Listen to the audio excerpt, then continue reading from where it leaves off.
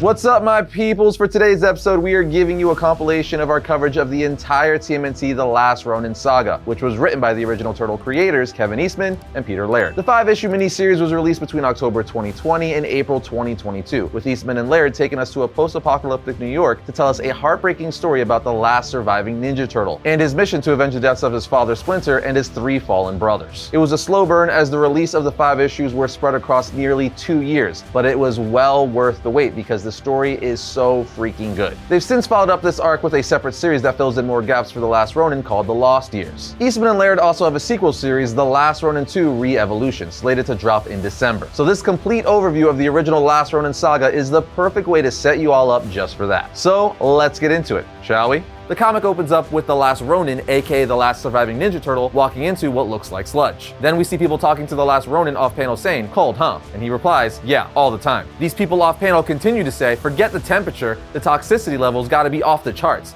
You'd have to be crazy to swim in that sludge." The Last Ronin says, "Maybe, but no bridges and no boats. Don't leave me much of a choice." Okay, enough chit-chat. And on the next page, we see the sludge or body of water the Last Ronin is walking in is the water that surrounds Manhattan. That's right, in this post-apocalyptic future, every way in and out of Manhattan has been closed off and all the water surrounding it is now toxic sludge. On the next page, Ronin continues to say, "The water is ice cold, smells wrong, tastes even worse. Definitely not fit for human survival. That's okay, I'm not human, and I've got plenty of my own nasty." As he throws ninja stars monitoring the wall of Manhattan. On the next page, he says a couple of crappy cameras, rusty barbed wire, and no guards. Looks like they're way more worried about people getting out than in. That's a mistake. I'm gonna make damn sure of it. Time to finish this, as he hops the wall, making his way into this future New York City. The Ronin then hides in an alley in the shadows while those voices continue to talk to him off panel saying, "What? You were expecting a leisurely stroll the whole way or something? And we thought the Lower East Side was overcrowded before." Ronin replies, "Doesn't matter. The plan stays the same. I just need to get from here to there," as he points to what looks like an Emperor's Tower. This panel also reveals the voices that have been talking to him off screen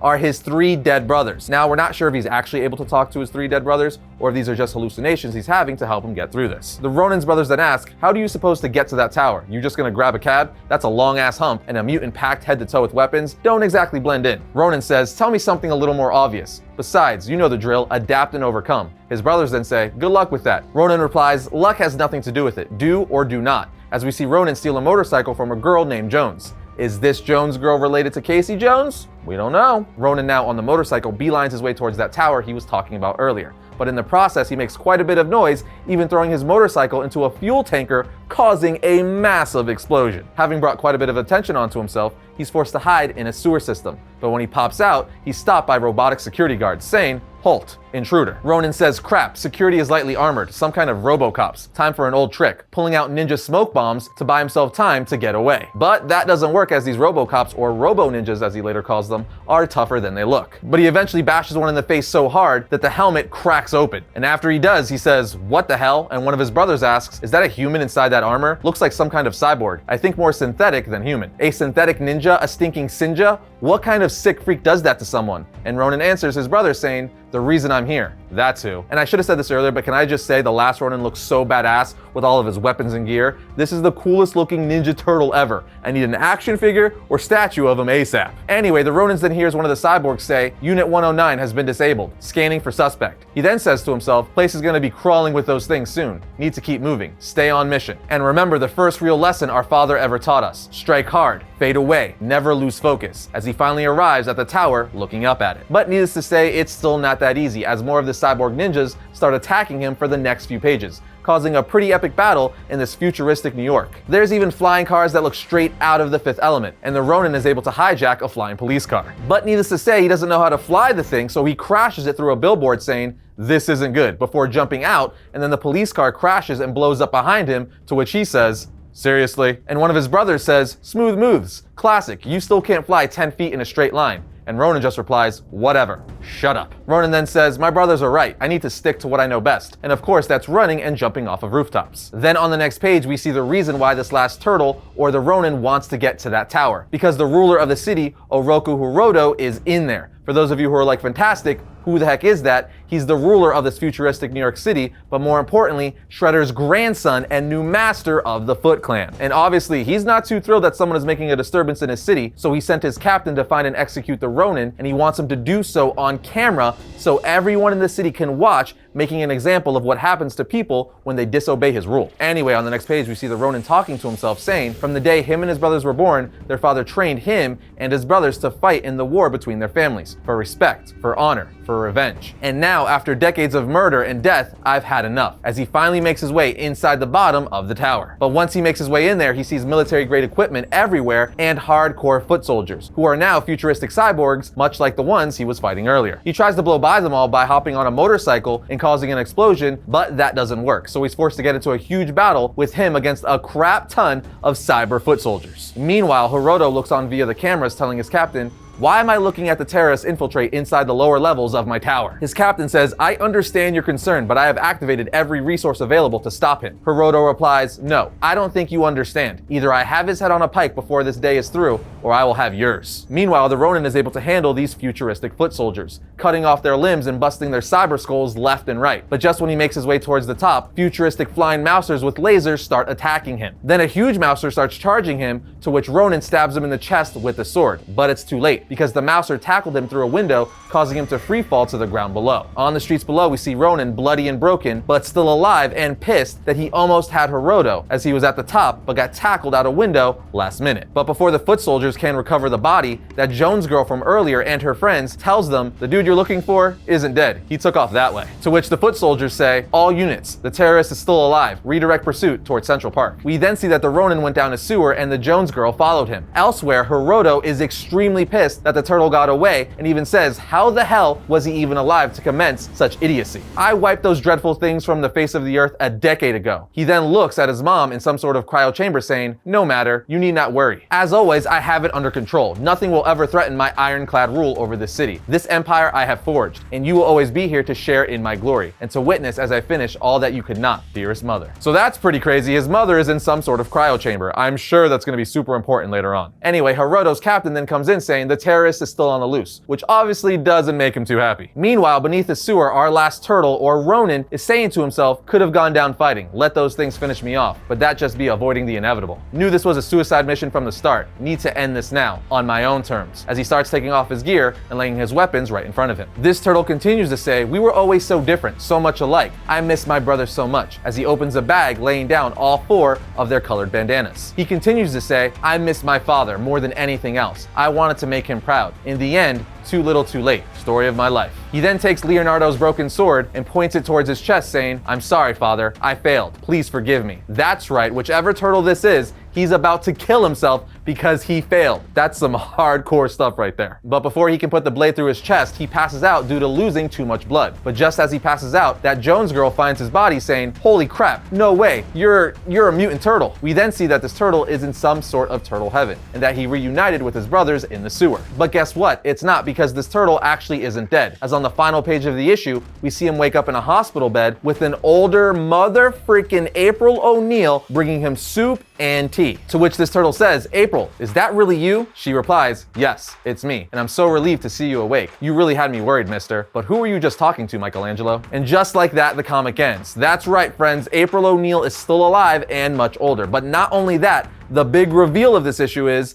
the last Ronin is none other than Michelangelo. And I gotta say, I like that they went with Michelangelo. Raph would have been the obvious pick, as he's the badass of the group, but making Michelangelo the baby and jokester of the group, the last turtle left to bring redemption to him and his brothers, is pretty awesome. Issue 2 starts off with April O'Neil waking up from a terrible dream with tears running down her face, with a caption saying, now. Then on the next page, we see a caption saying, then. We see that April's inside of her apartment asking Casey what the heck is taking them so long. Casey tells her, relax, April. You know getting from the Laird to anywhere is always a pain in the butt. April's all like, but all this food. And he tells her, it's fine, babe. I'm more worried about screwing up the toast later. She then asks him, are you nervous to tell them? And he says, sort of, but they're family. Still can't believe you said yes. As we see him grab her hand, showing us that she has an engagement ring on her ring finger, which is an awesome reveal for diehard Turtle fans because that was a long time coming. Yes, I know they got married in the final episode of Teenage Mutant Ninja Turtles Back to the Sewer animated series, but I'm talking about comics, and I don't think we've ever seen this before in comic continuity. At least not to my my knowledge, but hey, maybe I'm wrong. Anyway, after April makes a joke saying it took Casey long enough to ask her to marry him, a bloody Raph comes barging in through the front door, while saying, "Make a hole, incoming, ambush,"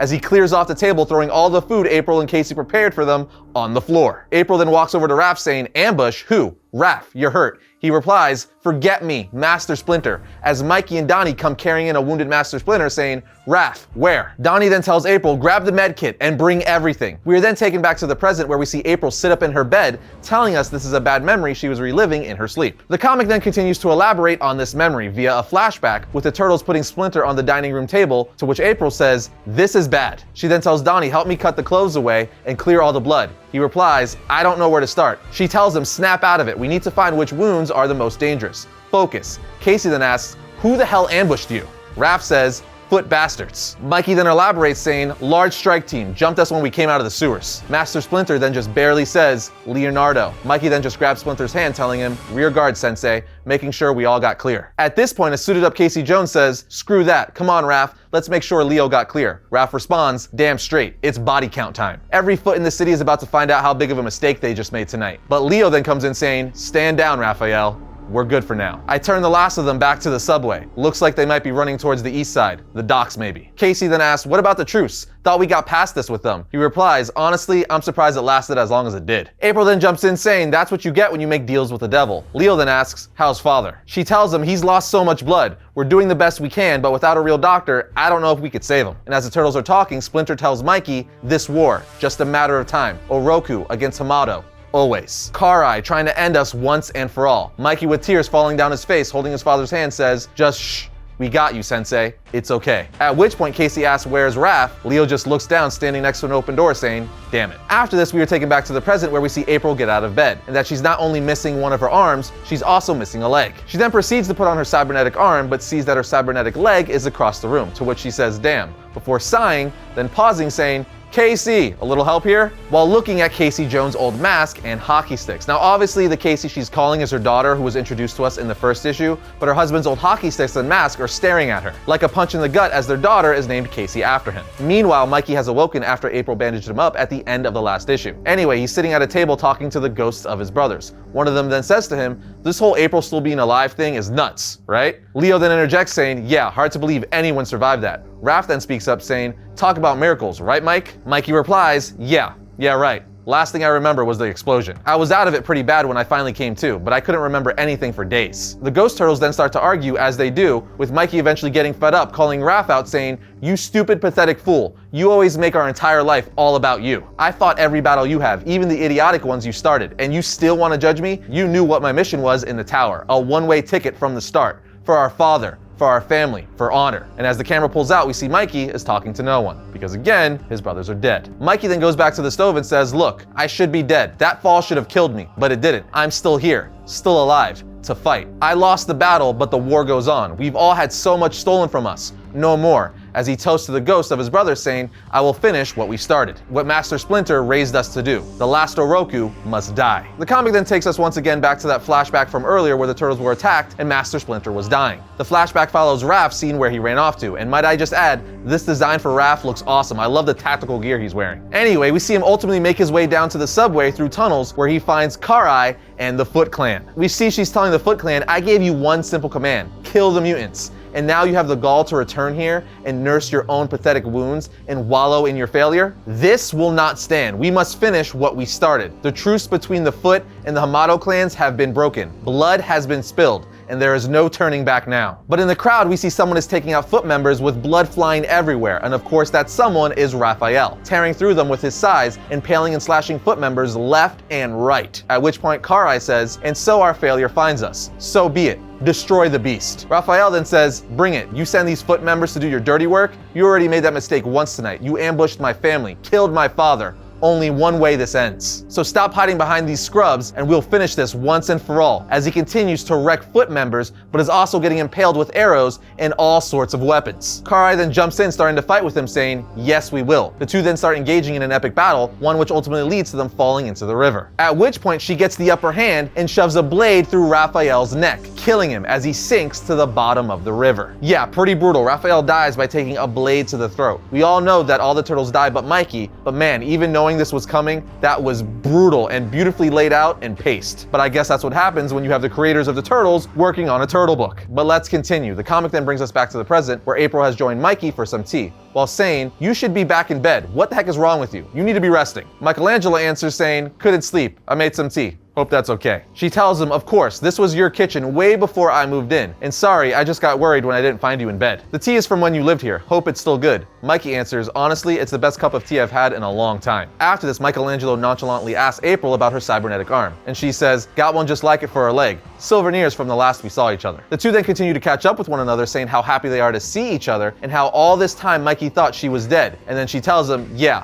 we have some serious catching up to do." Then while making both of them eggs, April says, "Word on the street is you really rattled Hiroto's cage." He responds, "Maybe, but rattled cages wasn't the plan." April then says, "I'm sure it wasn't. You know you're lucky to be alive." Mikey tells her, "Yeah, I'm still trying to process it all. That fall would have killed me when I was younger." April responds saying, "Well, I'm no Donatello, but it doesn't take a genius to see your mutation has progressed over the years. You're bigger, stronger, and you're healing amazingly fast." So let's pause for a second right here, because I noticed that before April even said it. Like, Michelangelo is jacked in this comic. He used to be the smallest turtle, but now he's freaking huge. But this explains it. His mutation has progressed over the years, making him bigger, stronger, and able to heal a lot faster, which is awesome. It also makes me wonder how huge and strong Raphael would have been if he survived. Anyway, after this, April says, "Hold on a second. Casey, breakfast." At which point, Mikey throws his tea in the air saying, "Wait, what? Casey is still alive?" And then on the next page, we see April say, "Michelangelo, I'd like you to meet my daughter." Casey then puts her hand out to shake Michelangelo's hand, saying, "We kind of already met. You were a lot less conscious and a lot more bloody at the time." She then sits down saying, "This is so weird. I've been hearing about you turtles all my life, but I'd never thought I'd get to meet one of you in real life. I obviously got that wrong." The comic then takes us to Hiroto's tower where he's sparring foot members. But when he's done, he tells his newly appointed captain, "You find that turtle and you bring him to me. If you don't, the price for failing me will be the same as your predecessor," as we see crows eating the eyes out of the skull of the previous captain. The comic then takes us back to Mikey, April, and Casey, where Mikey says, "I almost forgot what a real meal tastes like. Thanks, April." She says, "You're welcome. We do okay, all things considered." Casey then jumps in saying, "Don't expect anything fancy in Rock Bottom though." Mikey asks, "Rock Bottom?" April says, "It's just a nickname. New York split up into 3 districts, top, middle, and bottom. Rock Bottom's the old street level, our people." Casey tells him Rock Bottom is the battlefield, and the rest of us underground, we're the resistance. April then interrupts saying, which we'll tell him more about later, he needs to get rest. Maybe you can grab him some clean linen. As Casey takes Mikey to get some new linen, she shows him the training room saying, "Blows my mind to be standing here with you. I've heard so many stories and my mom showed me some old photos. You guys were practically like storybook heroes to me. I even tried to learn as much martial arts as I could on my own mostly. Spent a lot of time watching old training videos and lots of reading. The Ninja Warrior part, that always gets me pumped." Mikey then says, "I'm not sure if pumped is the goal." She says, "Well, I know some of the history too," as she unveils all of Mikey's and his brother's old weapons and bandanas. He then picks one of them up saying, "These are very personal to me. Thank you." After some back and forth, Casey says, "Can I ask you a question? Where have you been all this time?" At which point Mikey reveals how he became the Last Ronin. He tells her after all that bad stuff that happened, it was too much to handle, so he just started walking, as we get a flashback drawn by none other than Kevin Eastman himself, co-creator of the Ninja Turtles. Mikey goes on to say, "I just started walking into the mountains. A kid straight from the sewer of Lower Manhattan straight into the wild. Bad idea. I've seen photos of snow-covered mountains, but never set foot on one. And being cold-blooded, I didn't have a chance. So I found a place to meet my end. Days, weeks, maybe longer. I don't know how long I laid there, but my mutant body would not die. I started to hear voices telling me that my destiny was incomplete, that I couldn't leave yet. Eventually, it got warmer, and the mountains provided sustenance and solitude. A time to look deep in my soul for answers. I read and reread Father's book, looking for some kind of balance, maybe even a final piece. I spent years alone thinking this was where I was supposed to be, like a stupid reward or deserved punishment or something. But that's not the way of the world. The real world found me again, and I almost let it take me." As we see people with weapons find Mikey and say, "Monster, freak, kill it." Mikey continues to say, "I welcomed the pain at first. At least I felt something after all that time. Then I saw the looks of their faces, laughing, taking the life just to take a life. For fun, no honor. That's when I got mad. Really mad. We were raised with respect and honor, trained from birth for redemption for our family. That was my destiny on the battlefield. To the end. Father's book was the path to learn and master all forms of martial arts, to adapt to every challenge, every form of combat. I was the last of my clan, masterless, Ronin, and it was up to me to restore our family's honor. My training reached its end. There would be no peace until I fulfilled my destiny. It was time to come back home to face it." As we're brought back to the present with Mikey telling Casey to complete my master's mission, kill the last Oroku. Casey then says, "But the last page of the book, it says no peace." What does that mean? He tells her it means I still have work to do. She then says, good, because my crew is gonna help you. He says, no, I appreciate the offer, but I won't be responsible for anyone else getting killed because of me. She responds, too bad, because I wasn't asking. You wouldn't even be standing here if it wasn't for us. Mikey then starts laughing and she says, what's so funny? He then tells her, just trying to decide if you're more like your dad or your mom. Then on the next page, we see April go to a safe and pull out the head of Fugitoid, who was an old ally to the Turtles. But with that cliffhanger, the issue ends. Issue 3 starts off in the past with Shredder's grandson, Oroku Horodo, being promoted by his clan to be the master of the Foot Clan and take the throne that is rightfully his, as his mother has fallen and Shredder, his grandfather, has long been gone. After which Oroku says, General Oyama, I am prepared to issue my first command as your new liege. The general replies, and we are prepared to obey, Master Horoku. Horoku then tells him, send a formal invitation of parley to the Hamada clan leadership, to those here in Japan, and Master Splinter in New York City. This war has gone on far too long. The time has come to speak of peace as he sheaves his sword. Meanwhile, in the present, we see that Horodo is broadcasting himself to all of New York City saying, my people, my city, for nearly 2 decades, I have kept you safe, protected, allow you to prosper at will, my will. I alone decide your fate. So hear me now. Hear what I have to say. There's a monster in our midst. This creature, this assassin, cowardly attacked the sacred ground with one terroristic mission in mind, to tear down all that I have built and kill me. This treasonous affront is unacceptable, unforgivable. Any crime against me is punishable by death. No stone will be left unturned until this beast is captured, and I will personally execute final justice. Tonight, until further notice, the entire city will be under martial law. Obey my soldiers, return to your homes, await my orders, and know this, anyone foolish enough to harbor this terrorist insurgent will not suffer its fate. No, yours will be far worse. Your master has spoken, which of course Casey Marie's crew hears saying, man, this just got real bad real fast. We need to tell Jones ASAP. Meanwhile, back in the sewer, we see Mikey sitting on his bed reading a book while the ghost spirits of his brothers continue to have a conversation around him saying how impressive Casey Marie is. If you forgot or don't know, Casey Marie is the daughter of April O'Neil and Casey Jones. As Mikey's brothers Donnie, Leo, and Raph continue to talk about Casey, Mikey eventually gets fed up saying something to the effect of, just drop it. And wouldn't you know it, Casey comes walking in at the same time saying, whoa, easy, I was just wondering if this was some kind of ninja thing. I should know about talking to yourself in the dark. He tells her, no, it's not, and it takes way more than sneaking up on somebody to make you one. She goes, sorry, wasn't trying to be sneaky. The door was open and you seemed, never mind, sorry. Casey continues to say, anyway, mom wants to see you. I'm headed topside to check in with my crew. Mikey tells her, I don't think that's a good idea, Casey. She then laughs, telling him, you're the funny one, right? I wasn't asking for permission. Mikey is all like, that's not what I was, I just watch your back up there. She replies, sure, good plan, and I'll keep working on my ninja skills while I'm at it. Which obviously frustrates him, saying, kid thinks she knows everything. Anyway, Mikey then goes looking for April, and when he finds her, he said, Casey said you wanted to see me. But as he walks inside of her lab, he is greeted by the head of Fugitoid. If you don't know who Fugitoid is, he's a robotic ally and friend to the Ninja Turtles, and Mikey is shocked that she somehow still has his head. With him even saying, holy crap, you gotta stop doing this to me. She tells him, I'm sorry, I was hoping to ease you back into everything, but things are about to get crazy around here. Mikey then says, about to? I think it's time we get busy with all that catching up you're talking about, April, to which she agrees. The comic then jumps to some point in the past where we see Fugitoid help Splinter, Donnie, Leo, and Mikey get ready for their next mission. There's no Raph because remember he died fighting Karai last issue, trying to get revenge for the Foot Clan's ambush and attack on Master Splinter. But as we saw at the beginning of the issue, Horodo is calling for another truce between the two clans. So Splinter and Donnie are headed to Japan to see what it's all about and engage in some peace talks. But Leo and Mikey are like, we don't trust him. We don't think his parlay is legit, especially after the almost fatal attack on Master Splinter. But Splinter just tells his boys, our two clans, the Oroku and Horodo, have been fighting forever and lost so much in this war. So perhaps the young master tires of all the senseless bloodshed as well. Maybe the time has come at last to finally close the book on the feud. With that, Splinter and Donnie go to Japan, while Leo, Mikey, April, Casey Jones, and crew keep watch over New York City. And once they start attacking the Turtles' crew, all hell breaks out, with Turtle allies sounding the alarm from the sewer defenses as foot ninjas come at them from all angles. Leo then tells his team, listen up, lock down all the outer doors and take your positions. I want every access point covered. But as Casey, Mikey, April, and Fugitoid prepare to get to their positions, foot soldiers use an explosion to blast through the sewer walls, coming in after them. At this point, Mikey tells Casey, yeah, I told you guys Foot Clan are nothing but liars. Casey says, I hear you, Mike, but But first things first, bro, get my wife and Honeycutt to safety. If you didn't know, they call Fugitoid Honeycutt. As more foot soldiers come pouring into the sewer, Honeycutt says, "This is Stockman's doing. He found a way to track me." At which point we see robotic foot soldiers bursting through the brick walls, with Leo saying, "What the hell are those things? They can't be human." Casey tells him, "Let's find out." This leads to an epic battle with Leo, Casey, and Mikey tearing through the robotic foot soldiers. But elsewhere, Stockman is becoming infuriated, saying imbeciles, sending in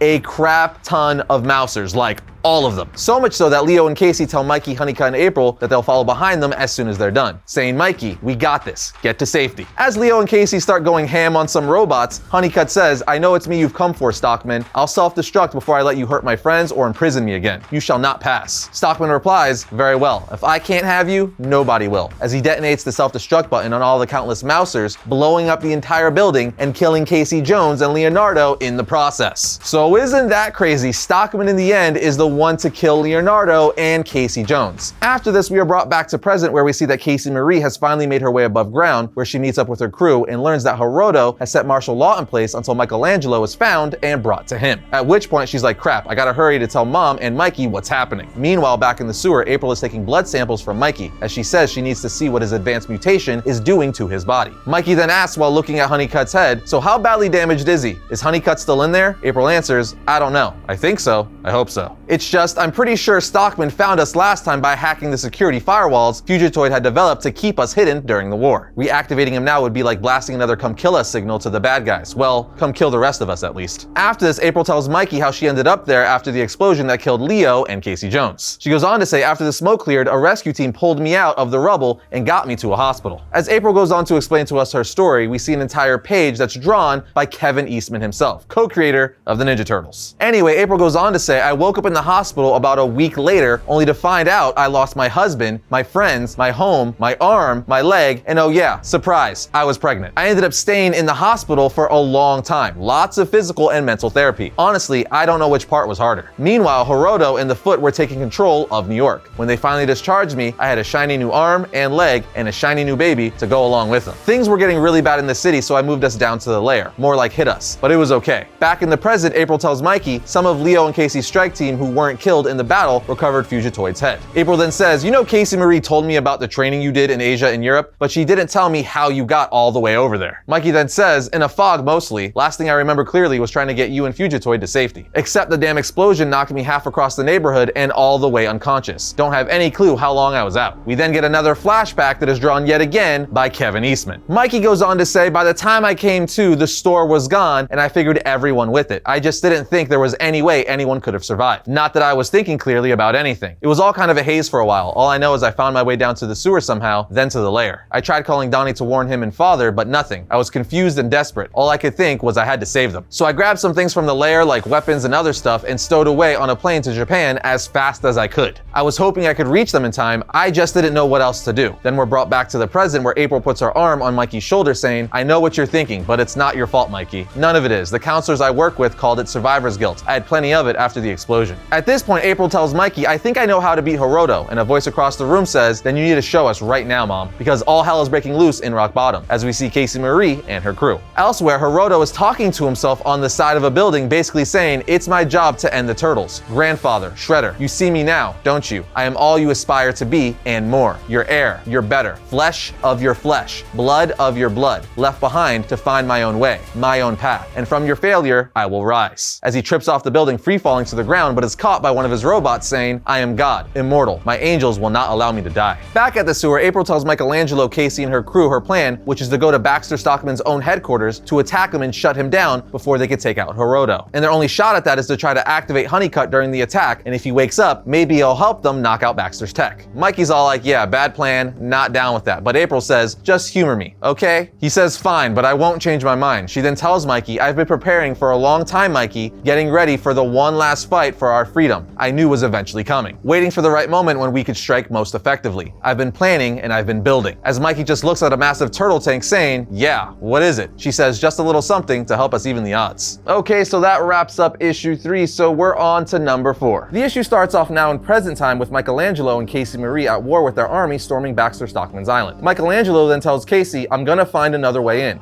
Lay down suppression fire and wait for my signal. And drop smoke. lots of smoke. Casey then says, but we, to which Michelangelo interrupts saying, now Casey. She just replies, yes, sensei. On the next page, we continue to see Michelangelo battle through Baxter Stockman's robots as Casey and her men focus their gunfire on the two gun towers. While inside the facility, Baxter Stockman, who now looks like a cross between the Mummy and Cyborg, says, intruders, let me guess, imbecilic thugs looking for junk to pawn. Eliminate them now, as his robots start doing his command. But come on, this is Michelangelo, now the last Ronin. He ain't gonna be taken down by Stockman's tech. Nope, he uses Leonardo's sword and Raphael's side to tear Stockman's robots apart. But as he's starting to get overwhelmed, Casey shows up, saving him. But Mikey says, I thought I told you to stay put. She responds, you did, I didn't. He then tells her, terrible discipline, excellent initiative.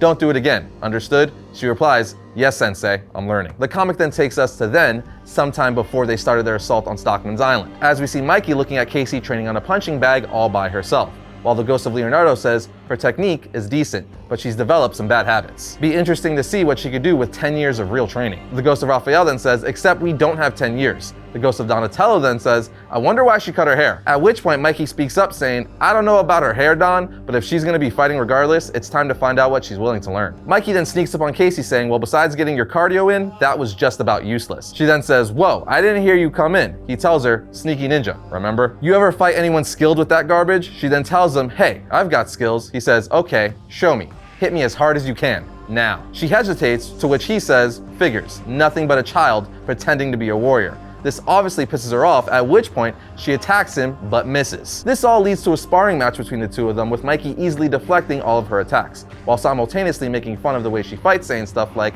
your legs are weak and slow, but not as slow as your fists. He ultimately grabs her arm and slams her against the brick wall until she says, okay, I give. But he tells her that's not the point, to give up. Even the greatest of warriors can't punch their way out of every confrontation. Sometimes it pays to be subtle, fluid, elusive, avoiding strikes rather than delivering them. Let your enemy wear themselves out. That way you can remain in control. He then tells her, look, I don't know you and you don't know me, but you're practically family and you need a teacher. You have skills, but a lot to learn. Too much to learn, and I might be willing to teach you. But it's my way or the highway. No backtalk, no attitude. I tell you what to do and you do it. Got it? Casey then says, like seriously, no bull, you'll teach me like a real teacher? He tells her it's sensei, at which point she says, right, a sensei. While giving him a big hug, he tells her, okay, right, good. Well, we start first thing in the morning. After Casey leaves, April sneaks up on Mikey saying, well, I think Splinter would be very proud of you, sensei. Mikey asks, April, how long were you watching? She responds, long enough. Mikey then says, I'm sorry, I hope I didn't overstep my bounds.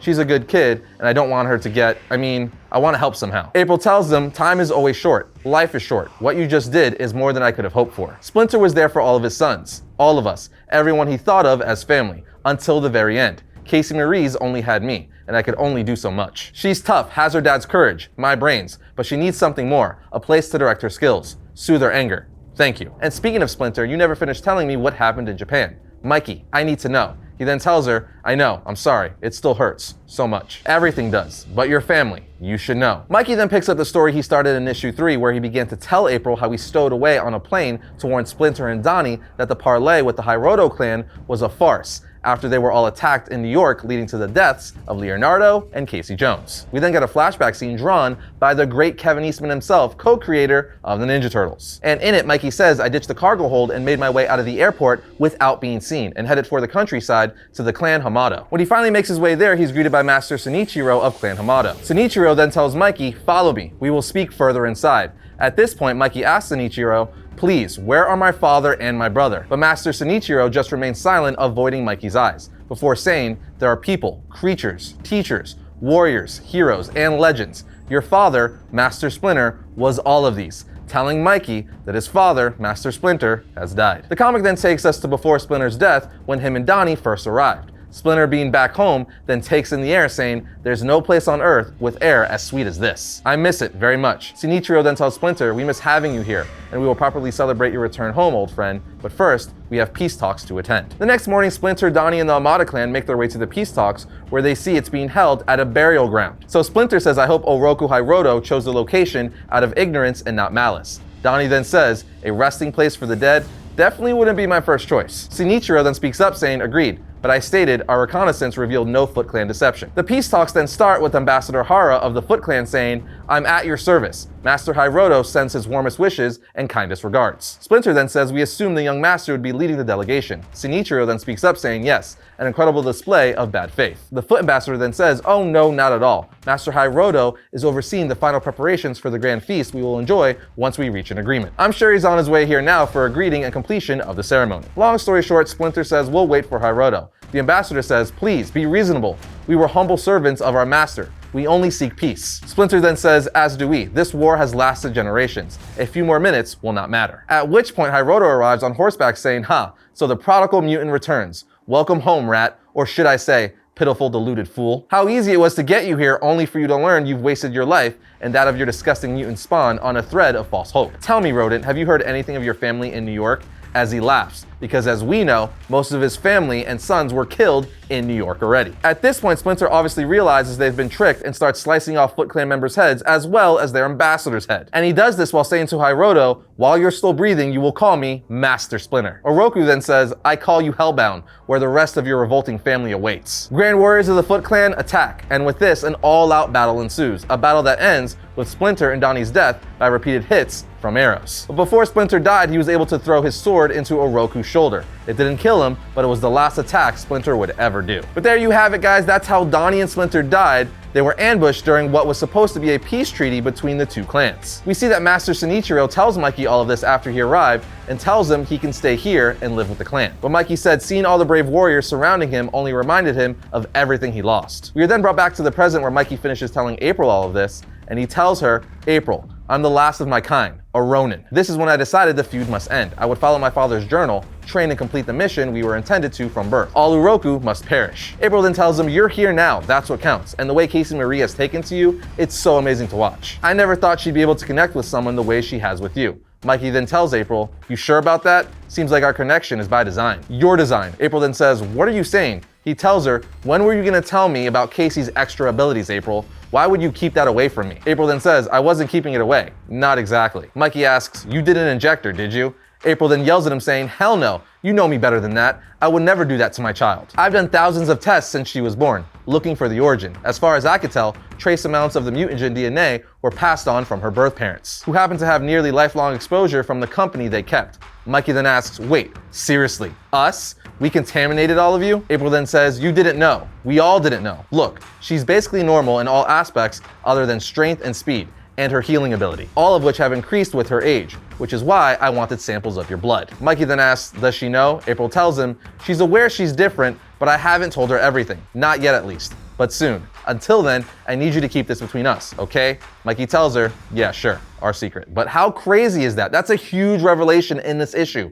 Casey Marie, the daughter of April O'Neil and Casey Jones, has mutagen in her DNA due to prolonged exposure from her parents being around the Ninja Turtles. So she's somewhat superhuman with increased strength, speed, and a healing factor. So does that mean she's like a human Ninja Turtle? That's what I'm gonna think because quite frankly, it's kind of funny. But seriously, this is a really cool revelation. After this, April takes Mikey to the kitchen where she says, let's get some caffeine in us. Plus, I have some friends coming over that I want you to meet. And we see those friends are part of her resistance. So Mikey, Casey, and April and the resistance all strategize on how to break into Baxter Stockman's island, which takes us back to where the comic started with Mikey and Casey and the rest of the resistance assaulting Stockman's island. Now we get lots of awesome fight scenes here for a few pages, but ultimately April comes to save the day in her tank, connecting Professor Honeycutt's head to Stockman's power supply to bring him back to life. At which point Stockman, all of his mousers and robots try to stop April, Mikey, and the gang. Stockman eventually gets to April, but she just punches him, but he just retaliates, backhanding her to the ground, saying, damn woman, I nearly felt that. He then grabs Honeycutt saying, I'll finish you all momentarily, but not until I secure, as he grabs Honeycutt's head from the charger April put him on. Stockman then says, my prize, but Honeycutt says, you shall not pass. Stockman then replies, what did you say? And Honeycutt repeats, you shall not pass, while proceeding to electrocute Stockman, with Stockman saying, no, stop. But Honeycutt continues while saying, for my family, for my friends, for everything, ultimately disintegrating Baxter Stockman all Dr. Manhattan style. At this point, April says, goodbye, Zayton Honeycutt, thank you, while Casey Marie says, everything's powering down, and April tells her, Baxter's dead. The nanobite swarm, Honeycutt, is in control now. I'm getting word it's happening all over the compound. and starting to affect the city too. As we see Oroku's robot policeman powering down. Then people in the city say, everything's shutting down, even the foot cops. We then see Oroku say, this is impossible, I have control over the power grid, and stopgaps all over the system. Get Stockman on the line now. But as people tell him, we no longer have a communication link with his island, Master Hiroto. We've been blocked out of all systems, a virus of some kind. Everything is offline. Oroku then says, sound a full tactical alert. I want everyone and everything with a weapon in this tower now, and I want Stockman standing in front of me within an hour. Elsewhere, we see Mikey and April and Casey Marie make their way out of Stockman's island, with Casey saying, I think we won. April says, the battle, not the war. And Mikey finally says, and not at a price I'm willing to pay anymore. And with that, issue 4 comes to an end. Now, let's see what happens with Mikey in the climax of The Last Ronin. The issue starts off with Mikey back in the sewer talking to his 3 ghost brothers as they're suggesting to him what his next move should be on Hiroto. Leo tells Mike, Raph's right, you're wasting time, Mike. Why haven't you pressed the attack against Hiroto yet? You guys caught him completely off guard. You've got the advantage. Donatello says, well, I know why you're just sitting in this room. You're the sole survivor, the last of us. That's a heavy burden to bear. Painful too. Raphael then speaks up saying, seriously? That's why you're having second thoughts? Ha, I knew you weren't strong enough to handle this. Never were. Way to let us all down, Mike. Mikey then stands up and says, go to hell, Raph. I wish I could bring you back just so I could kill you myself. And I know damn well what I gotta do.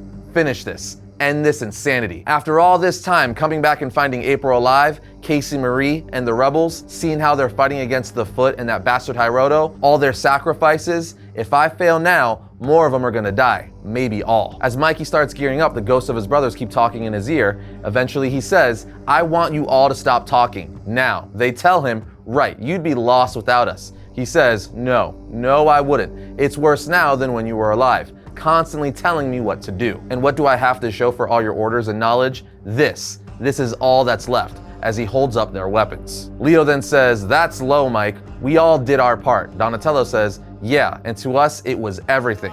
Raphael then says, stinking ungrateful jerk. Mikey then tells them, I know what you did. I live with it every damn day, and I've had enough. Leave me. Leave me now and never come back. As the ghosts of his brothers finally disappear, he then opens up Splinter's journal, writes something in it, and closes it before walking away. Elsewhere, we see Casey Marie try to wrangle the rebels on the surface as the city streets are in chaos due to the events of the last issue. If you don't know what those events are, it was covered in our issue 4 video right here. We are then taken to Hiroto, who's grabbing one of his soldiers saying, what do you mean you still can't reach Stockman? The entire city will be trying to claw their way in here any minute. This displeases me greatly. As we know, Baxter Stockman was killed in the last issue, so there's going to be no way to reach him because he's dead. Hiroto then says, put all my soldiers on full tactical alert. Have to guard this level, have to crush those blasted rebels. No mercy. This ends here and now. And bring me my armor. I'm going to hunt and kill a mutant. As we see Mikey, aka the Last Ronin, has just arrived outside of Hiroto's tower. Meanwhile, we see Casey Marie running down to the sewer as she recently found out that the sewer is flooding due to the water pumps no longer being powered. She yells for her mom and Sensei Mikey, but only finds Splinter's journal on top of a table. She then thinks to herself, Sensei wouldn't just leave it lying around like this. What the hell's going on? She then picks up the journal and puts it in her backpack and starts running through the sewer. Her mom hears her and yells out to her. April then says, down here. The power system failure knocked out these water pumps. These are history. I've neglected them for too long. They've rusted shut. Help me up, kiddo. She does and asks, where's Sensei? April tells her, Mikey's not here, Casey. He left. I'm sorry. She says, and you just let him go? April responds, what? Hey, no. He didn't even say goodbye to me. I went to ask him to help with the pumps, and he was already gone. Casey then says, damn it, as she punches a chunk out of a cement pillar. April then says, Casey Marie Jones, stop it, you'll hurt yourself. Casey answers, will I? Will I really, Mom? I know I'm different. I've known for a long time, just like them, a mutant. April then goes on to say, Casey, yes, it's true. Your dad's and my long-time exposure to mutagen, I think it infected us. Then when I was pregnant with you, your DNA was changed, mutated. Casey goes on to ask, when were you gonna tell me? April tells her, years ago, never, I don't know.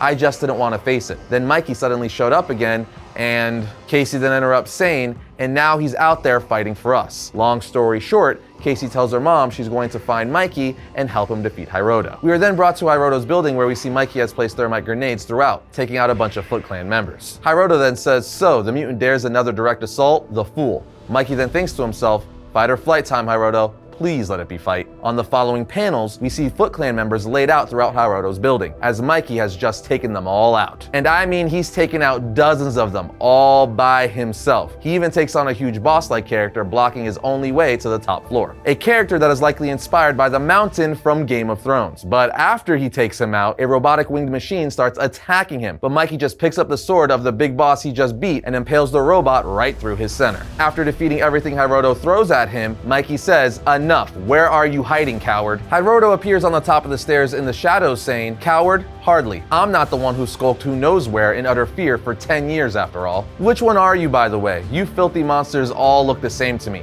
dead or alive." Mikey or the Last Ronin replies, 16 years. It's been 16 years since you killed my family. Hiroto replies, "Has it? My. It's as they say, time flies when you're having fun." Mikey then starts walking up the stairs saying, "Whatever. All I know is this has been a long time coming, and all you need to know is I'm the one who's gonna finish it. The last of the Oroku bloodline ends tonight. You and your mother." Hiroto replies, "Says the worthless Ronin who couldn't save his own master. The mutant monstrosity playing at family honor, all for pretend family with no true bloodline to speak of." Mikey says, "You're wrong. Our bloodline is the shared mutagen that runs through our veins. My master, my father, my brothers, your family took them all away from me, and now your family will die." As he stares at Hiroto's mom in a cryogenic chamber, but Hiroto just puts his hand on his mother's chamber saying, "In truth, I always hated her. She left me as a child and never returned. I only kept her alive out of spite, lost and alone in her coffin while I conquered, while I thrived." As his Wolverine-like blades come out of his hand, he then stabs his mother's corpse. Mikey looks on saying, "At least she had honor. You ready?" Hiroto answers, "Ready? Well, I certainly didn't get all dressed up for no reason." Let us begin the end, as he activates his liquid armor, jumping towards the Last Ronin. This leads to an epic several-page fight with the two of them falling out of windows, then fighting on top of rooftops, before ultimately falling to street level and fighting on the ground. And while this is happening, the comic intermittently cuts to Casey Marie, who's trying to save her mother April in the sewer. But anyway, once Mikey and Hiroto are on the street, Mikey is able to find a weakness in Hiroto's synthetic armor and kicks Leo's sword right through his stomach. Hiroto then says, "Fine, I yield. You win." Mikey replies, "There's no win or lose today, only an end," as he picks up a manhole cover to kill him with. Hiroto then bows before him saying, "You're right." And with Mikey off guard, he uses the blades on his hand to cut Mikey across the abdomen, saying, "This is an ending, mutant." Mikey then says to himself, "Stupid cocky fool, oldest trick in the book and I fell for it. Need to regroup, need some space, need to stop the bleeding, need to catch my breath." As he drops into the sewer trying to bandage up his stomach, which is now bleeding out. However, Hiroto follows and the battle continues. Meanwhile, we see Casey Marie found April, who has finally fixed the water pumps. As the two get to safety, April tells Casey she put a tracker into Mikey's blood when she drew his blood in an earlier issue. Casey then says, "I've got a radio. I'll find him." After this, Mikey and Hiroto are thrown out of the sewer runoff just outside of the city, with Mikey telling himself, head spinning, guts leaking, can barely stand. As Hiroto says, "You will not survive this, mutant. I cannot be defeated." But Mikey tells himself, he's right. This whole thing's been a one-way ticket, but I'm not taking that trip alone. He then tells Hiroto, "You're wrong, Hiroto. I'm gonna bury you here. This mud hole will be your grave, broken and alone outside the city you tried to destroy, forgotten forever." In a fight that looks very familiar to Batman's fight with the mutant leader in The Dark Knight Returns. It's actually a pretty cool homage. Hiroto says, "No, you're wrong. I am God. I am immortal," as he activates an electric shock from his armor, electrocuting Mikey. But Mikey just suplexes Hiroto into the mud, which causes a large boom and charge to go off in Hiroto's armor, killing him. Mikey then climbs out of the mud, laughing to himself, saying, "Some god." As he gets to land, he flips on his backside, and Casey Marie arrives saying, "Sensei, I'm here. Sensei, it's me." She continues to say, "No, you're not leaving me. You can't. I brought the journal. See, you were gonna teach me. You promised. It's not fair." Mikey looks at her and puts his hand on her shoulder, saying, "I'm sorry, Casey. It was my duty, my destiny for my family." She says, "But I'm your family now." He replies, "Yes, you, your mom, always. My father's journal, left it for you," as he coughs up blood. He then opens the journal and says, "It will teach you all he knew, but the last lesson is mine, most important of all," as we see the journal reveals his latest entry, and it says, "No peace." At this point, April arrives to see her good friend die in her daughter's arms, saying, "Oh my god, Casey, oh Mikey, goodbye my sweet friend," as Casey cries on top of Mikey's body while the comic shows us that Mikey's flatlining, giving us the death of the final turtle, Michelangelo, the Last Ronin. We are then shown a sequence very similar to what we got in the first issue, where Mikey wakes up in his bed greeted by his three brothers, who are anxious to get out and into the city and defend it from evil. We then see Mikey, Leo, Raph, Donnie, Splinter, and Casey Jones on top of a New York City roof, with Splinter saying, "New York City does indeed have its own unique odor." Mikey says, "Yeah, It does. Smells like home, alluding that Mikey is finally at peace now with his family in his own version of heaven. It's actually really epic how this moment came full circle, as we got a vision or dreamlike sequence very similar to this in the first issue when Mikey was thought to be dead, but April saved him. Love how it wrapped up this way with Mikey getting happiness in the afterlife. Really cool. Then in the epilogue of the issue, we see Casey Marie training in the sewer and kicking a punching bag so hard it breaks off its chains and flies across the room. Because remember, she's a mutant as well. She then closes Master Splinter's journal and, speaking to Mikey, says, "I wish you were here still to see how far I've come. But I'll keep training. I'll keep learning. I'll keep getting better, Sensei. I won't let you down." She then walks into her mom's lab saying, "How are the tests looking?" April replies, "Slight improvement actually. Lots more to get done though." Casey then says, "What's new?" "So what are we eating today?" April says, "Get what you want, kiddo. I'm not hungry." She then picks up an iPad saying, "Wasn't talking to you. Hey there." As we see on the final page, she's talking to an aquarium that contains 4 turtles saying, "Hurry up and grow already. I've got so much cool stuff to teach you." Alluding that Casey Marie will be the next April to a new generation of 4 turtles. And with that, the comic ends by saying, "To be continued." Whoa guys, what can I say? I personally think this series was pretty much flawless from beginning to end. I've been a pretty big fan of the Turtles since I was a kid, so I think this was a perfect way to wrap up the Turtles story and set it up for a new generation. Now, does that mean we're not going to get Turtle stories involving Michelangelo, Leonardo, Raphael, and Donatello? Of course not. But this story is how Kevin Eastman and Peter Laird would wrap up the Turtles arc if it ever did come to a definitive end. And it's really cool that they were able to bring us that story. But what do you guys think of this series? Did you like it? Did you hate it? Are you in the middle? Let us know in the comments.